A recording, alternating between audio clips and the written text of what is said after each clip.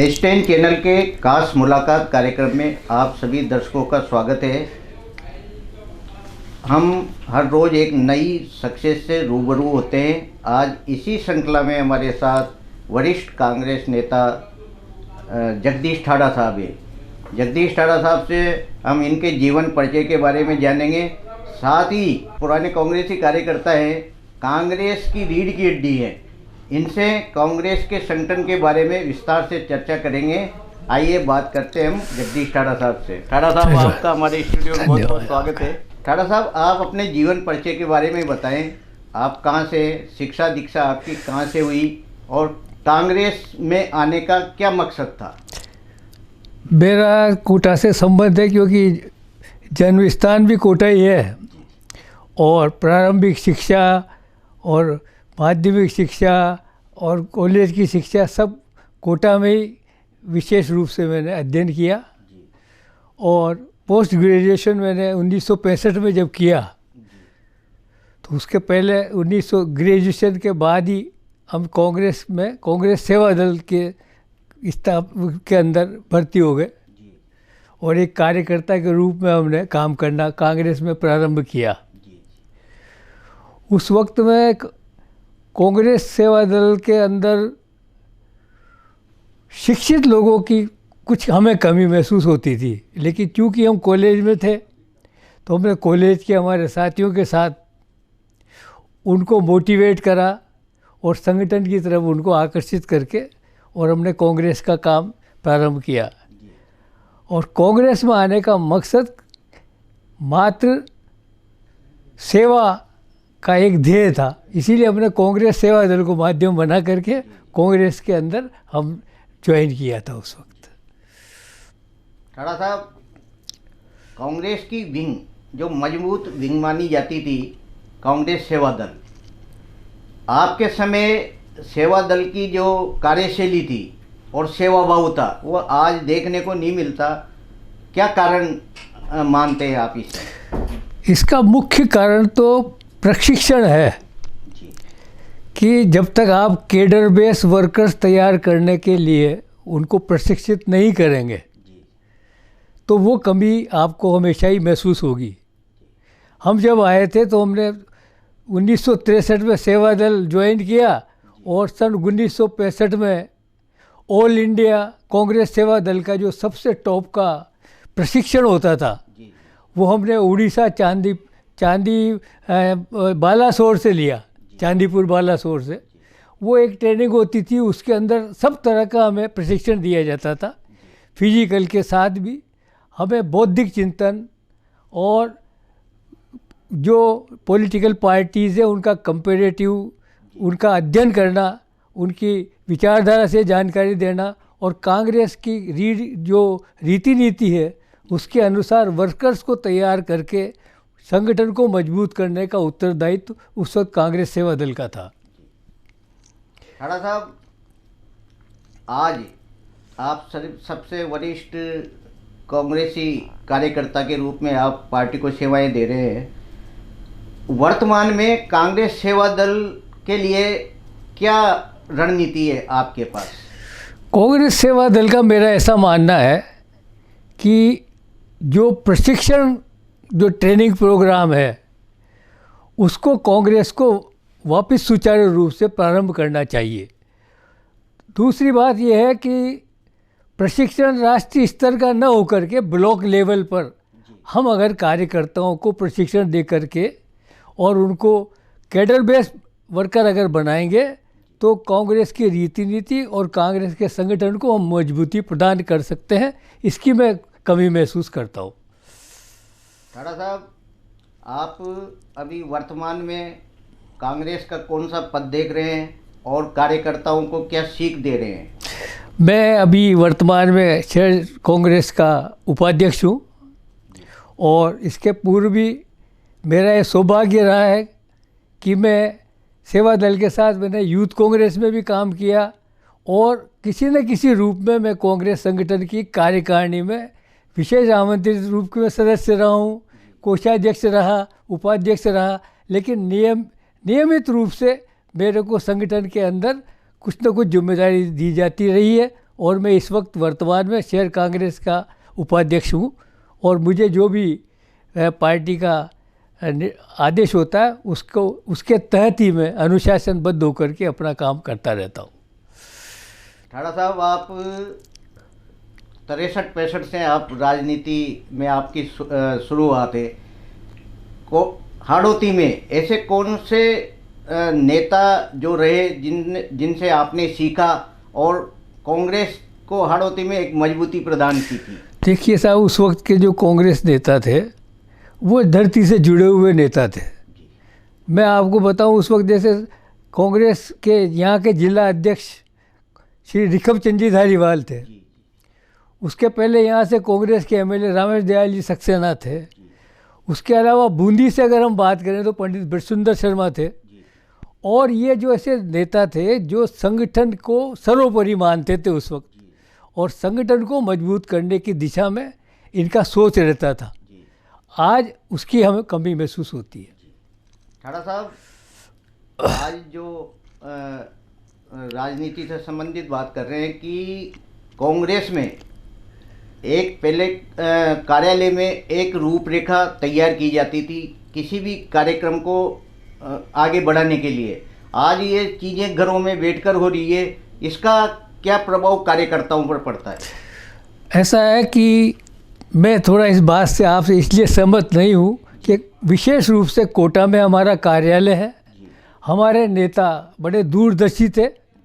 उस वक्त में उन्होंने जो भी उनके पास साधन थे उसके हिसाब से ये जो आज कार्यालय है वो उसकी भूमि को मतलब खरीदा गया। उसके बाद इस पर धीरे धीरे करके आवश्यकता के अनुसार हमने एक बिल्डिंग वहाँ पर बनाई, और उस बिल्डिंग का एक ट्रस्ट भी है और उसको संभालता है। हमारे पास स्टाफ में भी हमेशा स्टाफ रहा।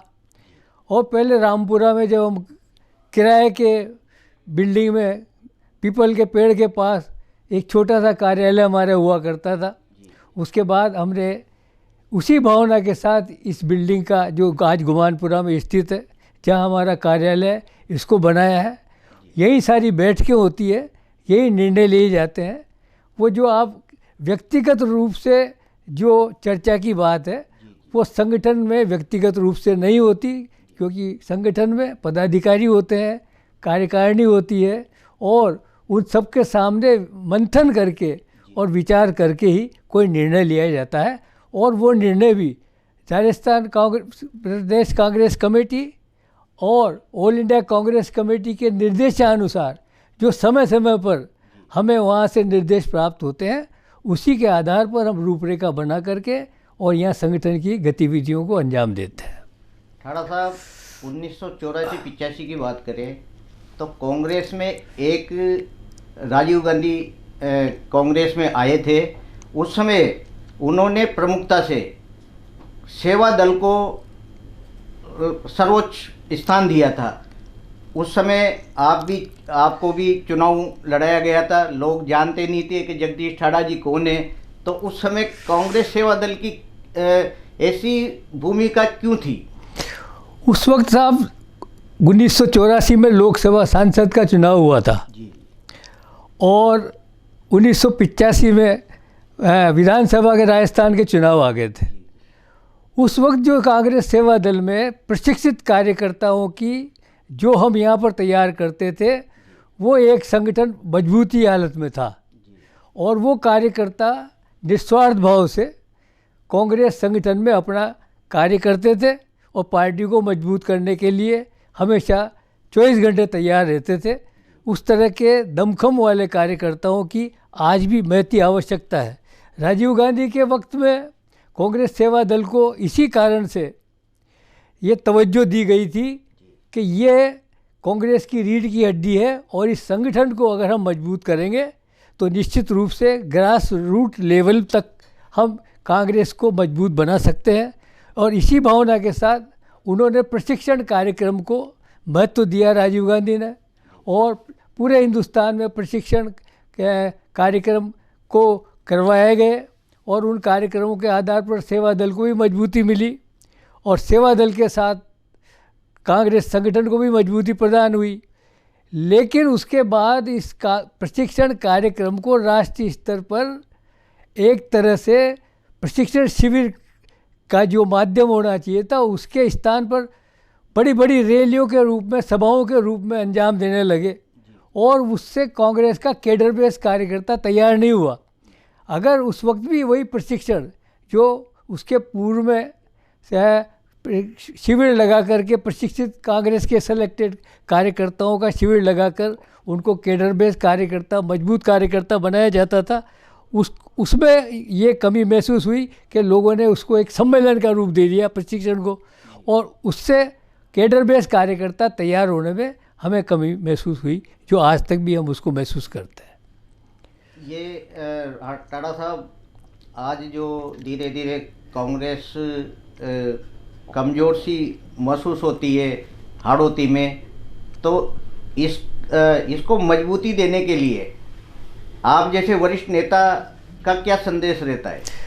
मैं तो कार्यकर्ताओं से यही कहता हूँ साहब कि जब भी आप पार्टी अगर ज्वाइन करते हैं तो पहले उसकी रीति नीति को समझें और रीति नीति और विचारधारा के आधार पर ही पार्टी ज्वाइन करें। दूसरा, आपके मन में एक सेवा भाव होना चाहिए कि हम जनता की क्या सेवा कर सकते हैं, कि हमारी क्या ड्यूटी हो सकती है, हमारा क्या रोल हो सकता है। क्योंकि मेरा ऐसा मानना है हर कार्यकर्ता का एक सा रोल नहीं होता। हर एक कार्यकर्ता अपनी क्षमता के अनुसार, अपनी योग्यता के अनुसार उसको यदि उसको जिम्मेदारी दी जाए तो वो निश्चित रूप से अच्छा कार्य करेगा और उसको संगठन को मजबूती प्रदान करेगा। मेरा आज भी यही संदेश कांग्रेस को रहता है कि सच्चे भाव से हम अपने कांग्रेस संगठन के माध्यम से जनता की सेवा करें, जनता के बीच जाएं, लेकिन उसके साथ ही हमें अनुशासन में बद्ध होकर के ही हमारे संगठन को मजबूती प्रदान करना चाहिए। और उसके अंदर अनुशासन बहुत बड़ी चीज़ है। आप अगर उसको ध्यान में रख कर के कार्यकर्ता कांग्रेस में आज भी संगठन में काम करेगा तो कांग्रेस मजबूत रहेगी। ये कहना कि कांग्रेस हाड़ौती में कमज़ोर है, मैं इसको पूरी तरह से इसलिए नहीं मानता हूँ कि आज भी कांग्रेस कोटा संभाग में, कोटा जिला में और जहाँ भी गांव ग्रास रूट तक कार्यकर्ता हमारा मौजूद है, केवल उसको एक जगाने की आवश्यकता है। और ये जागरण यदि हम करना चाहते हैं तो हमें ब्लॉक स्तर पर प्रशिक्षण शिविरों का आयोजन करके कांग्रेस के कार्यकर्ताओं को प्रशिक्षित करके कैडर बेस कार्यकर्ताओं की एक फौज तैयार करनी पड़ेगी। निश्चित रूप से हम यहाँ पर इस कार्यक्रम में सफल हो सकते हैं और इसके लिए हम सब मिलकर के अगर कांग्रेस के कार्यकर्ता और नेता एक रूट होकर के, एक राय होकर के काम करेंगे तो यहाँ पर कांग्रेस को हमेशा सफलता मिलेगी, ऐसा मेरा मानना है।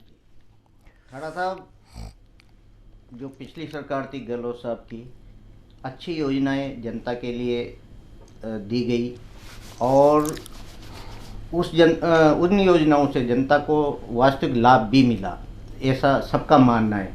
लेकिन इस चुनाव में उन योजनाओं को ग्राउंड लेवल तक ले जा नहीं सके कार्यकर्ता माने या पार्टी संगठन का जो है, तो इसमें क्या संदेश देना चाहते हैं आप कि यदि अच्छी योजनाएं हों वह ग्राउंड लेवल तक पहुँचे? सब योजनाएं कांग्रेस सरकार में, पिछली सरकार में बहुत अच्छी बनी और जनता को उसका लाभ भी मिला। लेकिन ये संदेश और जिनके लिए जो योजनाएं हमने बनाई, मेरा ऐसा मानना है कि हम उन योजनाओं को प्रचार प्रसार करके उसका पूर्ण रूप से लाभ नहीं दिया और उसमें कुछ कमियां रही। और जो भी अगर आप संगठन को माध्यम से अगर हम ये काम करते तो निश्चित रूप से इसका लाभ और अधिक मिलता। ब्यूरोक्रेसी पर हावी न होकर के अगर कांग्रेस की सरकार की जो योजनाएं थी उनको कांग्रेस संगठन को माध्यम बना करके हम और अधिक ताकत से अगर इसका प्रचार प्रसार करते तो निश्चित रूप से आज जो परिणाम राजस्थान में हम देख रहे हैं इसमें बढ़ोतरी होती और कांग्रेस की जो सरकार बनने का जो एक वातावरण तैयार हुआ था वो अवश्य रूप से यहाँ पर कांग्रेस की गवर्नमेंट बनती। लेकिन इन कमियों से हमें निराश नहीं होना है और हमें जो कमियां रही हैं उस पर हमारे नेताओं को, हमारे संगठन को विचार विमर्श करके नई एक नीति बना करके उसमें सुधार करने की आवश्यकता है और निश्चित रूप से इस पर मनन हो रहा होगा, ऐसा मेरा मानना है। और आगामी भविष्य में हम इन कमियों को पूरा करके और भविष्य की रीति नीति में ज़रूर संशोधन करेंगे और कांग्रेस को ताकतवर बनाने के लिए सब मिलजुल कर प्रयास करेंगे, ऐसा मेरी अपेक्षा है और मेरा मानना है। आप वरिष्ठ एडवोकेट भी हैं, तो आपने तो न्यायालय उस समय से देखा जब यहाँ बहुत कम संख्या हुआ करती थी, आज में और पहले में कितना अंतर है? मेरा साहब 69 का एनरोलमेंट है, 1969 अगस्त का। और जब हम यहाँ बार में कोटा बार में आए तो उस वक्त यहाँ की स्ट्रेंथ 110 थी। स्वाभाविक है जैसे जैसे जनसंख्या बढ़ती है और शिक्षा का प्रचार प्रसार होता है, फिर धीरे धीरे ये संख्या बढ़ती चली गई। आज लगभग 3000 के आसपास आज एडवोकेट्स की संख्या कोटा में है। उस वक्त एक नीचे के भवन में और 4 अलमारियों में ही लाइब्रेरी हुआ करती थी। साधन नहीं होते थे, पैसा नहीं होता था। मुझे याद है जब 2002 में मैं अभिभाषक परिषद का अध्यक्ष बना था, उस वक्त हमारे पास बिजली के बिल का भुगतान करने के भी पैसे नहीं हुआ करते थे। और जिस दिन मेरा शपथ ग्रहण समारोह था और मैं कोर्ट पहुंचा तो हमारा वो लाइब्रेरियन भागा हुआ आया कि भाई साहब बिजली कट रही है, ऊपर खंभे पर चढ़ गए, तो आप चलो इनको रोको। तो मैंने उनसे कहा भैया आप रुक जाओ, आज ही हम बिल का पेमेंट करेंगे, कैसे भी करेंगे। उनको उतारा। मुझे आज वो घटना याद आती है कि वो समय था। उसके बाद मैंने वैसे किशोर कल्याण बोर्ड का मैं सदस्य रहा। चिल्ड्रन एक्ट 1986 के तहत उस ज़माने में 87 में मेरा नियुक्ति मिली थी मुझे, और 10-1 साल मैंने किशोर कल्याण बोर्ड में काम किया सदस्य के रूप में। और फिर ये परमानेंट स्थायी लोक अदालत में मैंने काम किया। 2 साल लोक अदालत में काम किया, 2000 से 2002, और 2002 से 2007 तक मैं परमानेंट लोक अदालत का स्थायी मेंबर यहाँ कोटा में रहा। और हमने हमारी बेंच ने यहाँ बहुत फैसले किए। और उस वक्त हमारे सामने एक पिटीशन अभिभाषक परिषद की भी लगी बिजली के मामले में, क्योंकि विद्युत विभाग हमसे कॉमर्शियल चार्जेज लेना चाहता था। हमने कहा साहब ये कॉमर्शियल स्थान नहीं है। फिर उसके जितने पैसे थे वो हमने उन पर कम कराए, व्यावसायिक की बजाय डोमेस्टिक कराया, और फिर हमने बिल जमा करे और किस्तों में पेमेंट किया। तो वो समय था। आज चूँकि स्ट्रेंथ बढ़ गई है और साधन भी बहुत हो गए हैं, तो हमारे पास अब पैसे की भी कमी नहीं है। उसी आधार पर आज हमारी लाइब्रेरी जो 4 अलमारी में थी, मुझे याद है मैं जहाँ भी जाता था लाइब्रेरी देखता था, सुप्रीम कोर्ट, हाई कोर्ट और एडवोकेट्स जयपुर में जाता वहाँ देखता। फिर हमने उस लाइब्रेरी का उत्थान किया, लोगों से अलमारियाँ डोनेट कराई, पैसे थे नहीं। और फिर हम इसी तरह से धीरे धीरे करके आज जो लाइब्रेरी आज कोटा की है और उसमें जो जनरल्स आते हैं, मेरा ऐसा मानना है कि वो इतनी सफिशिएंट लाइब्रेरी है कि आपको कहीं जाने की ज़रूरत नहीं है, सारी सामग्री वहाँ उपलब्ध है। केवल मात्र आजकल जो लोगों का अध्ययन का जो रवैया होता है वो एडवोकेट के लिए ज़रूरी होता है, उसमें कुछ मैं कमी महसूस करता हूँ। वरना यहाँ पर सब साधन है। और हम लोग जब बैठते हैं, आज मैं भी जाता हूँ अदालत में, तो मेरा डेली का 1 राउंड लाइब्रेरी का होता है। और वहाँ पर हमारे अधिवक्ता साथी यदि किसी प्रॉब्लम में फंसे होते हैं तो हमारी सलाह मांगते हैं, तो मैं उनकी मदद भी करता हूँ, उनको सलाह भी देता हूँ। इसी तरह से गरीब शोषित पीड़ित लोग आते हैं, अदालत में मिलते हैं। ये कांग्रेस कार्यालय में हमसे टकराते हैं या कहीं हम जाते हैं वहाँ मिलते हैं, हम उनकी भी इसी आधार पर उनकी सेवा करते हैं, उनको रास्ता दिखा देते हैं कानूनी, और उनकी जो संभव मदद होती है हम उसको करने का आज भी प्रयास करते हैं और करते रहेंगे। ठाड़ा साहब, आज के जो कांग्रेस के युवा हैं उनको कांग्रेस की रीति नीति के बारे में आप क्या संदेश देना चाहेंगे कि कांग्रेस को मजबूती प्रदान करने के लिए क्या किन मतलब लोगों से जुड़े और किस तरह कांग्रेस के जो संगठन के कार्य को आगे बढ़ाएं? मैं हमारे युवा कार्यकर्ताओं को एक ही बात कहना चाहता हूँ कि आज के समय में आपको जनता से जुड़ाव रखना पड़ेगा और जनता की क्या वास्तविक समस्याएं हैं, उनका क्या समाधान हम कर सकते हैं, उसके बारे पर विचार विमर्श करके हमें हाई कमान को या प्रदेश कांग्रेस को उसका एक यहाँ पर जो तय प्रोग्राम बना करके उनको एक सुझाव हम उनको दें। और उसके लिए आज हम देख रहे हैं कि राजीव गांधी ने जो अभी जिस यात्रा पर है और उसके पहले 1-2 रोज पहले कन्याकुमारी से कश्मीर तक का पूरा कर चुके हैं।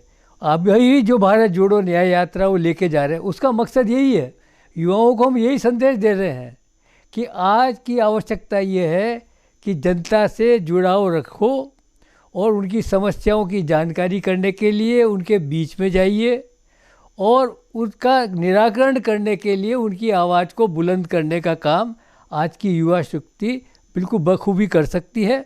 और उनमें जोश भी है, लेकिन उनको जोश के साथ हमेशा होश में रह करके संगठन को अनुशासनबद्ध तरीके से ही उसमें काम करने की अपनी आदत डालनी चाहिए। निश्चित रूप से वो इसमें सफल हो सकते हैं। ये थे हमारे साथ वरिष्ठ कांग्रेसी नेता जगदीश जी ठाड़ा साहब। इनसे हमने संगठन के बारे में जानकारी करी और ये हमारे स्टूडियो में पधारे। आपका बहुत बहुत धन्यवाद।